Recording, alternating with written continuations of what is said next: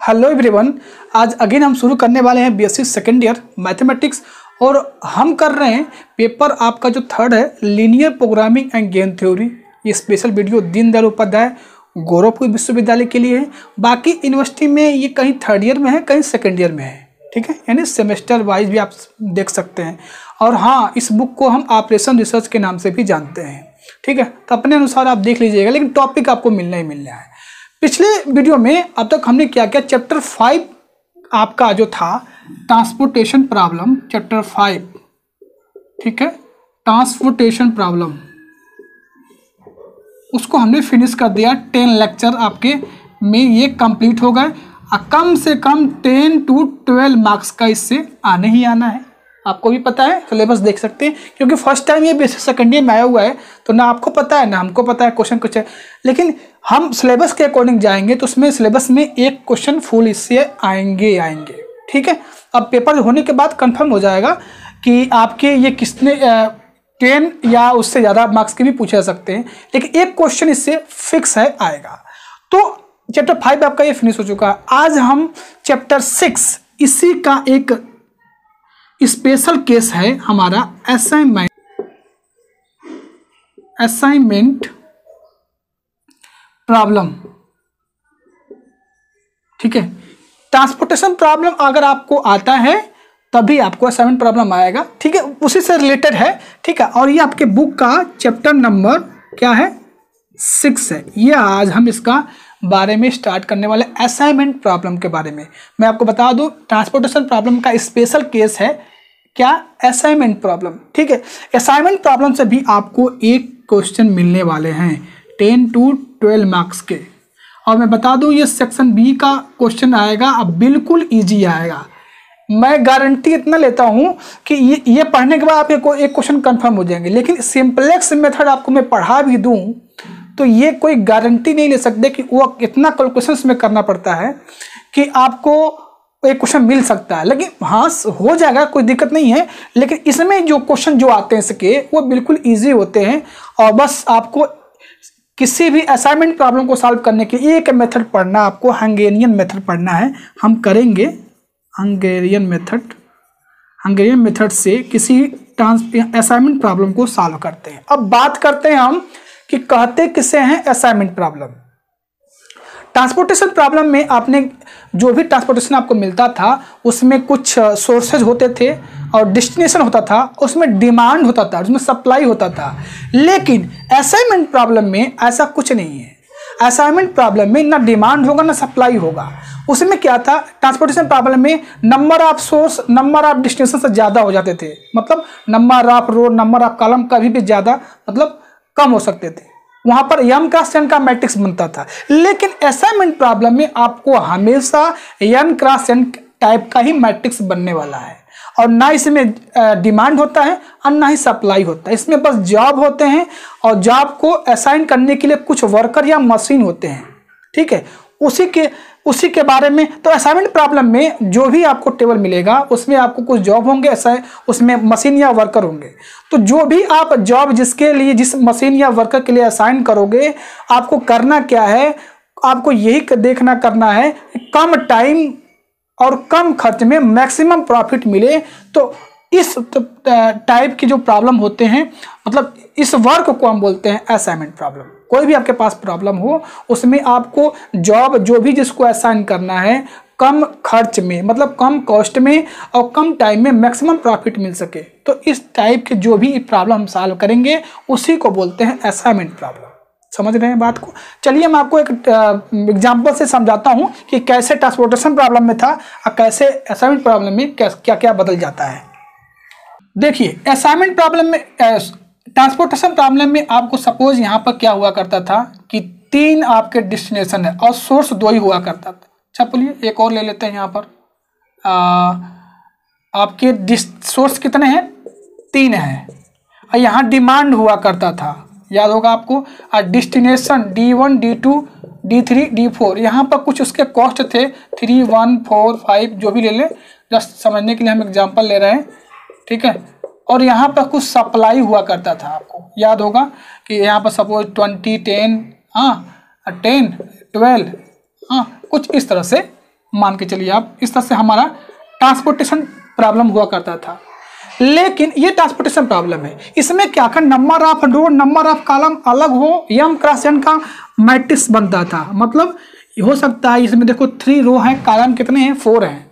लेकिन assignment problem में ऐसा कुछ नहीं है। असाइनमेंट प्रॉब्लम में आपको नंबर ऑफ रो और नंबर ऑफ कॉलम क्या मिलेंगे, इक्वल मिलेंगे। तो चलिए हम यहाँ पर 3 क्रॉस 3 का एक असाइनमेंट प्रॉब्लम लेते हैं, जहाँ पर इसमें होता है जॉब ए है, बी है, और यहाँ पर कुछ वर्कर है, वर्कर 1 2 3 या मशीन भी आप बोल सकते हैं, वर्कर या मशीन। ठीक है, यहाँ पर कुछ मैंने वैल्यू यहाँ पर ले लेता हूँ, सपोज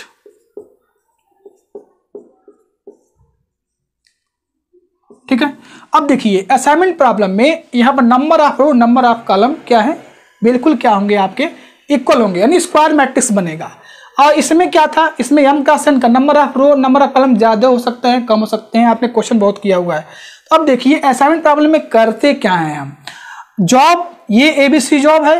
अब ये ABC जॉब एक worker second worker third worker को देगा। अब ये जो जॉब है अगर फर्स्ट वर्कर को मिल गया तो सेकेंड वर्कर को नहीं मिलेगा। ये इसमें क्या है खासियत है, एक ही जो आपको क्या करना है वर्कर असाइनमेंट करना पड़ेगा। जॉब अगर एक ही, ये नहीं हमने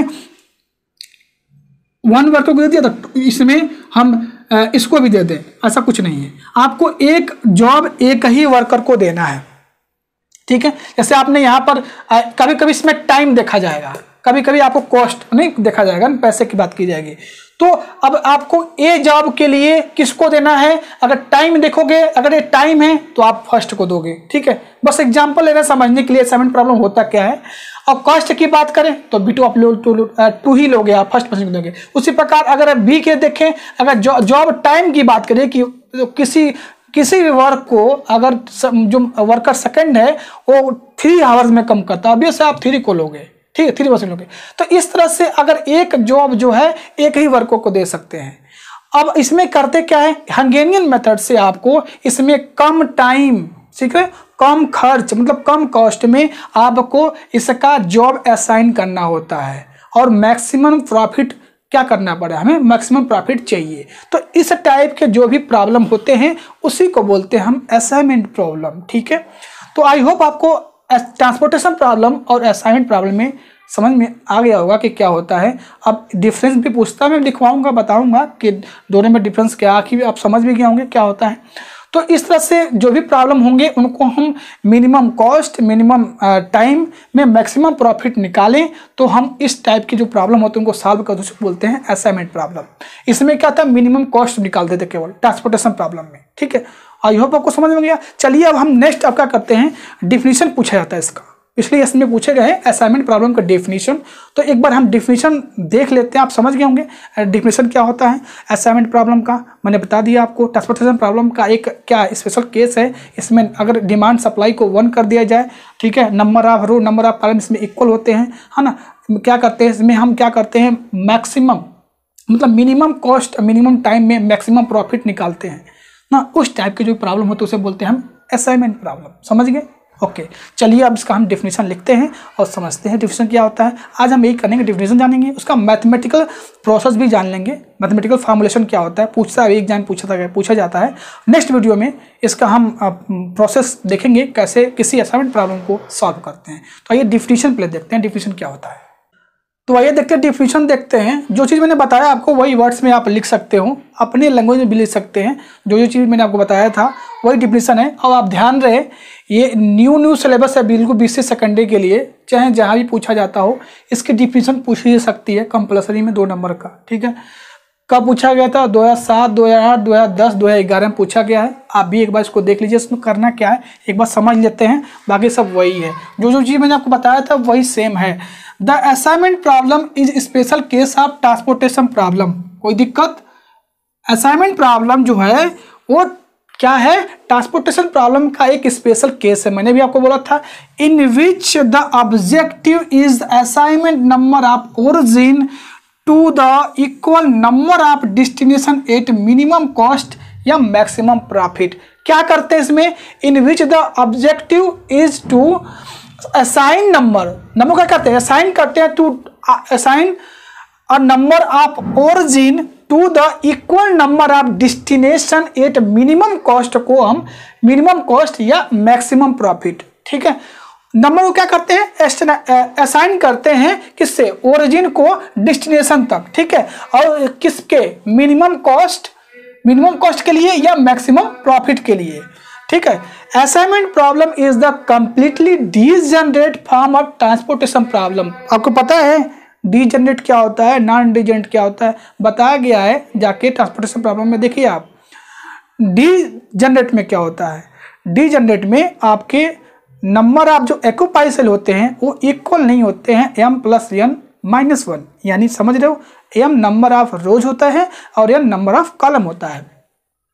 तो जो असाइनमेंट प्रॉब्लम है वो ट्रांसपोर्टेशन प्रॉब्लम का क्या है, डीजनरेट केस है, ठीक है। The unit available at each origin समझ रहे हो, ट्रांसपोर्टेशन प्रॉब्लम में हम इसको क्या बोलते हैं, सोर्स बोलते हैं, ओरिजिन को क्या बोलते हैं, सोर्स बोलते हैं। Origin and unit demanded at each destination are all equal to 1। मैंने बताया था आपको कि ट्रांसपोर्टेशन प्रॉब्लम का अगर उसका डिमांड और सप्लाई 1 कर दिया जाए, ठीक है, तो देखिए यहां पर equal to 1 that means exactly 1 occupy cell in each row and each column of transportation table. इसका मतलब क्या हुआ कि एग्जैक्टली जो ट्रांसपोर्टेशन प्रॉब्लम होगा उसका एग्जैक्टली हर रो में एक आपको एक्यूपाई सेल मिलेगा और कॉलम में एग्जैक्टली मिलेगा, ठीक है। Exactly 1 occupy cell in each row and each column, मतलब एक्यूपाई सेल का मतलब जहां एलोकेशन किया जाता है, आपको पता है ट्रांसपोर्टेशन प्रॉब्लम में पढ़ा होगा। तो इसमें कह रहा है कि एग्जैक्टली हर रो में एक मिलेगा, एग्जैक्टली हर कॉलम में एक आपको एक्यूपाई सेल मिलेगा, वहां पर असाइन होगा। मैंने बताया भी था आपको, अगर जॉब एक असाइन करना है तो अगर आप ए के लिए असाइन किए, जो टेबल पिछले आपने देखा था असाइन किए थे, तो वो उसके लिए अब दूसरा जॉब असाइन नहीं कर सकते। ऑब्वियस है कि कम से कम एक रो में एक जॉब असाइन जरूर होगा या एक कॉलम में, ठीक है, table. That is only n occupy cell in place of required n+1-1, यानी 2n-1 क्या बनेगा, एक्यूपाई सेल बनेगा।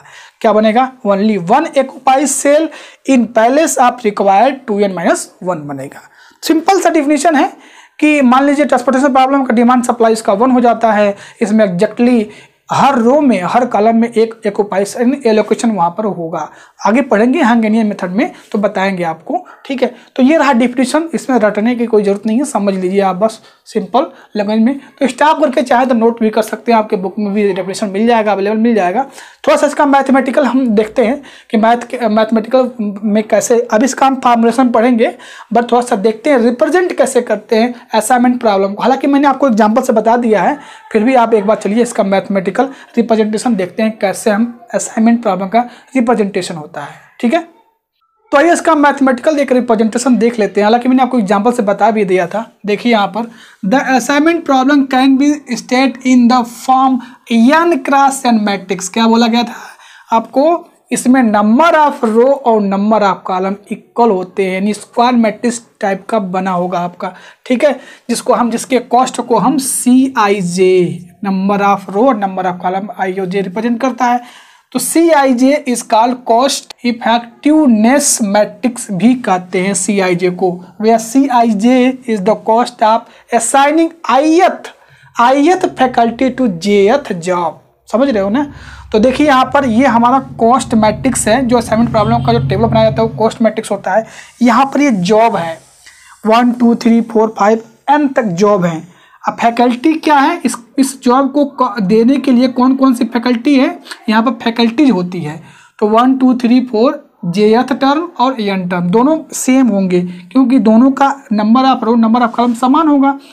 तो यहाँ पर ये jth फैकल्टी है, ith जॉब है, तब ये ith जॉब असाइन करता है jth फैकल्टी को और उनसे कहता है कि कम टाइम और कम खर्च में हमें मैक्सिमम प्रॉफिट दीजिए, ठीक है। इसी तरह का बनेगा आपका असाइनमेंट प्रॉब्लम, ठीक है। ये फर्स्ट आपका C11 C12 C13 C1j C1n, हाँ ऐसे ही यहाँ पर CN1 CN2 CNj, हाँ CNN, यानी स्क्वायर मैट्रिक्स टाइप का बनेगा। इस फॉर्मेट का ही आपका असाइनमेंट प्रॉब्लम होता है, ठीक है। नंबर ऑफ जॉब को हम क्या करते हैं, फैकल्टी को देते हैं करने के लिए, उनसे हम ये चांसेस करते हैं। कभी कभी कॉस्ट की बात होती है, कभी कभी टाइम की दिया रहेगा क्वेश्चन में, तो जो भी दिया रहा है उसके अकॉर्डिंग टाइम दिया है तो कम टाइम में आपको मैक्सिमम प्रॉफिट निकालना रहेगा। हाँ, तो इस टाइप के जो भी प्रॉब्लम हो, ऐसे अगर मैक्सिमम प्रॉफिट निकालते हैं कम कॉस्ट में और कम टाइम में, तो उसको बोलते हैं असाइनमेंट प्रॉब्लम। डिफिनेशन देख लिया इसका, मैथमेटिकल फॉर्मुलेशन देख लिया, मतलब कैसे क्वेश्चन होता है इसका। ठीक है, अब एग्जाम में एक क्वेश्चन पूछा जाता है mathematical formulation of assignment problem, ना, mathematical formulation of assignment problem पूछा जाता है, उसको हम करते हैं एक बार। ठीक है, देख लेते हैं, कोई ज़्यादा वो नहीं है, बिल्कुल इजी है।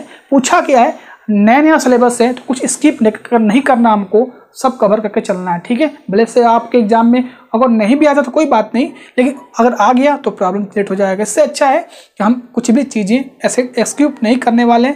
ठीक है, ताकि आपका कोई लॉस ना हो, और ध्यान रहे आपका सिलेबस कंप्लीट करवाया जाएगा।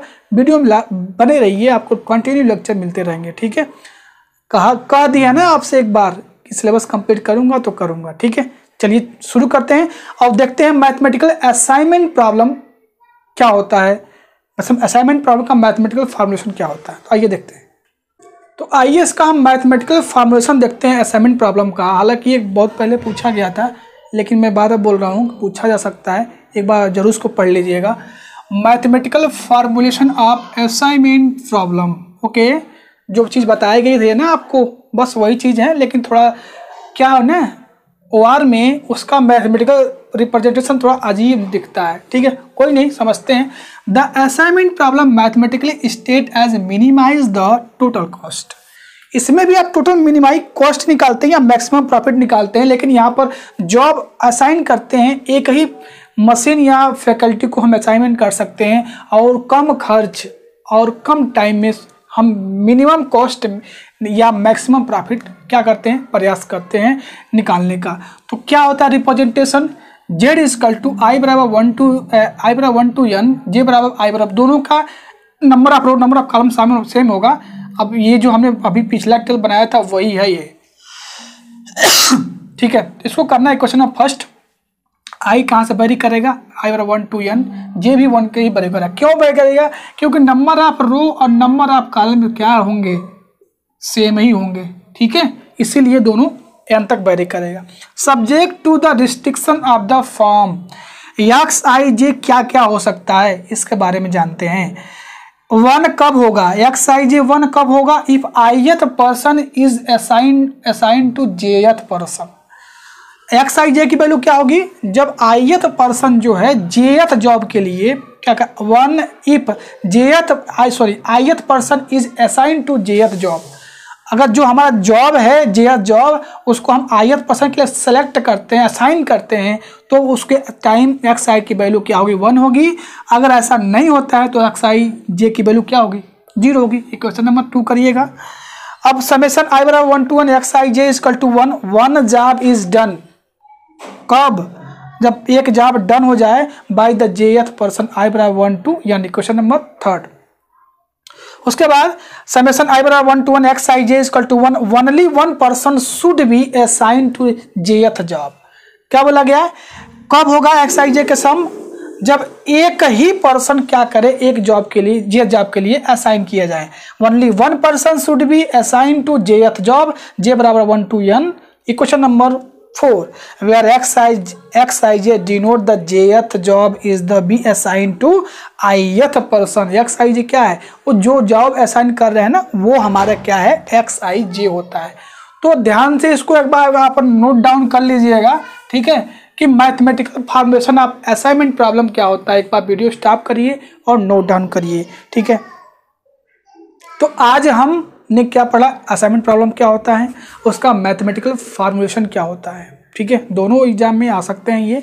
नेक्स्ट वीडियो में कुछ इससे रिलेटेड हम थ्योरम करेंगे, बताएंगे आपको। उसके बाद हम हंगेरियन मेथड से किसी भी असाइनमेंट प्रॉब्लम को कैसे सॉल्व करते हैं इसके बारे में जानेंगे। जल्दी आपका चैप्टर खत्म हो जाएगा, छोटा चैप्टर है, बिल्कुल ईजी है। ठीक है, तो आज के लिए बस इतना रखते हैं।